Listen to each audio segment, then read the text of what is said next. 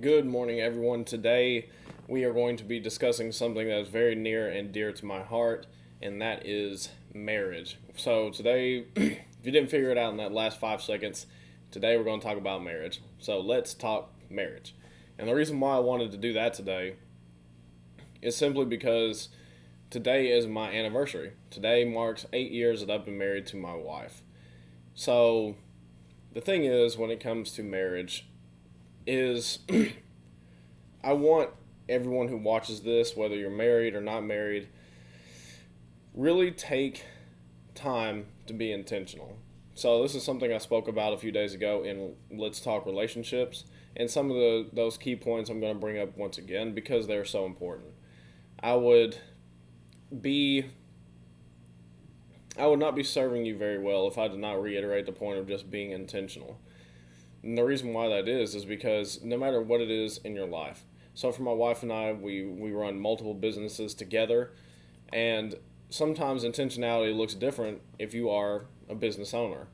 So for us is a couple of different things. Is one, some of the businesses we are business owners, and some of the businesses we are business operators, which means that we are the ones going in, we're the ones working it, we're the ones doing the assets, and then in our main business that we mainly do on Facebook, those businesses, we have a team that does that for us. So we just run our team. So we're business owners in that one, business operators over here in the other one. But so intentionality looks different. Intentionality may be, hey, I see that she's really honing in and buckled down on creating the assets for this new brand. So I'm going to go cook lunch, or I'm going to go do the laundry, or I'm going to go clean the dishes or clean up the house, which is actually something I'm going to go do today. Since today is trash day, I don't know if anyone out there is kind of like us, where as soon as trash day gets done, we immediately have that trash can full again. We just, we just are always doing something. We've got tons of boxes. We're always getting something something in for products and things of that nature. So we always have stuff that's going in and out of our house. But so today will be the day where I mean, and it's the silliest thing, but I'm so excited that it's trash day, so I can finally get all the boxes back out of my garage. And the reason why I'm telling you all this is I just want to be open and transparent about our lives. The thing is some people in our lives think our lives are just picture perfect and amazing. My wife and I have an amazing relationship, and we have been absolutely blessed to have that. But Lord knows it did not start that way. Lord knows that the first year you got that honeymoon stage. You're like, oh baby, I just worship the ground you walk on. And then by year two, we were broke. I had quit my job to come home to run a business with my wife. We were just had our son. We were broke. Had to sell everything, including a brand new truck I had just gotten, and move into a basement. Completely broke. And that was probably one of the most trying times in our relationship. We went into the basement and we said, hey, we're only going to be there for a month. We were there for 6. So the thing is, I'm sitting there with I think he was 6 months old, a 6 month old child. He might have been 8 months. And it put a huge strain on our relationship and on our marriage because I I felt like a terrible father. I felt like I definitely made the absolute wrong decision, and we were having to sit there. We couldn't afford formula, which is the only thing we had ever fed him, and so we were trying to. We went to Walmart, I believe, or Dollar General or something, and got clearance carrots. I think it was like $1 or $2 or something for a pound, and we minced those up in this bowl, and it was this huge bowl, and that's all we had. And I was trying to sit there and force feed my son because he didn't eat it. He didn't want to eat it, but that's all he had. Trying to force feed him those carrots, and it was just such a detrimental time in our marriage. I remember that it was probably the most depressed I'd ever felt. It was probably the most lonely I ever felt, even though I was married, because we handled it our own way. And that's something I want to talk to you about in my last 5 minutes, is just understand that everyone handles things differently. The way that you handle pain is going to be different from the way that I handle pain. And it's going to be different from the way your significant other handles pain or your best friend handles pain. And so you just have to be aware of that, and you have to be understanding of those things. Also, I'm not telling you that story to just be like a Debbie Downer today, because our life is great now. I mean, if you watch my other video, I just got back. My wife threw me a surprise birthday trip to Disney World, which was amazing. We were there for 5 days, and I got to buy whatever I wanted. I got to ride whatever I wanted. We had special reservations on certain rides that some people couldn't get on. Star Wars Rise of the Resistance, if you want to look that up on YouTube, that ride was amazing.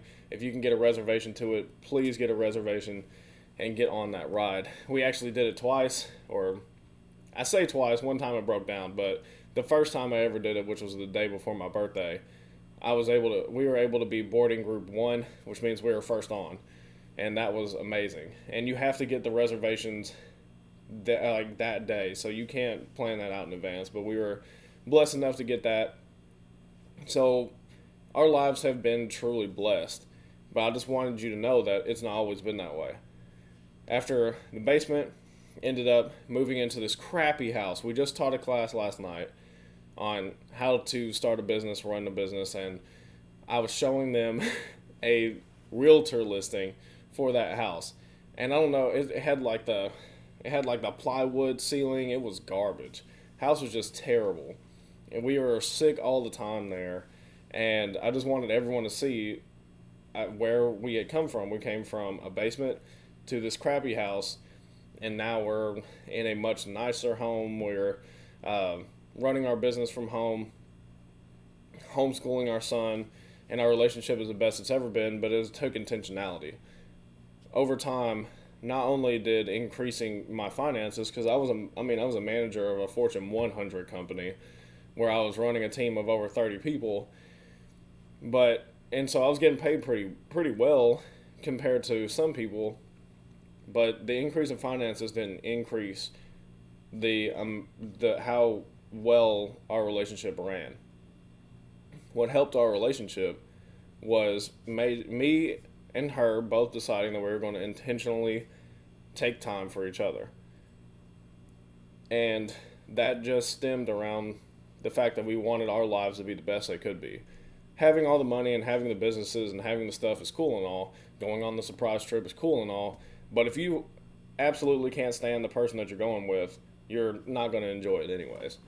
So if you are on the path to success with someone else, I would highly suggest being equally yoked. And what does that mean and what that means is, just simply put, both of you are striving to become more. So in the beginning, Brittany was the one that was striving to become more, while I was a manager of a Fortune 100 company. She wanted to be more. She wanted to be great, and I wanted to be normal. And so it caused this big rift in our relationship. And eventually I saw, and I knew that greatness was in me too, because I'd always known that there was something more for me. But it took me seeing her and us fighting all the time about our lives to realize that we needed to be heading in the same direction. Equally yoked just means you're heading in the same direction. And it also means if one person is growing and one person is not, if you're not growing, you're dying. So I just want to implore you to just be intentional with your love, intentional with your time. Make sure that you are still treating that other person so for this one, it's about marriage. So you're treating that other person like it's the first date all the time. Keep going keep trying to chase that significant other, because that will keep your love interesting. And it will keep it to where you always have those feelings. For me, I feel like a high school kid. I tell my wife that all the time. Because of the way that she holds me and the way that she looks at me, and just just seeing her makes me excited. I mean, just while we're sitting there working, it makes me excited. So, we're right at the end. I just want to thank you guys for watching once again. Today was Let's Talk Marriage since it's my anniversary, and I want to just say thank you, and I'll see you guys tomorrow. Peace.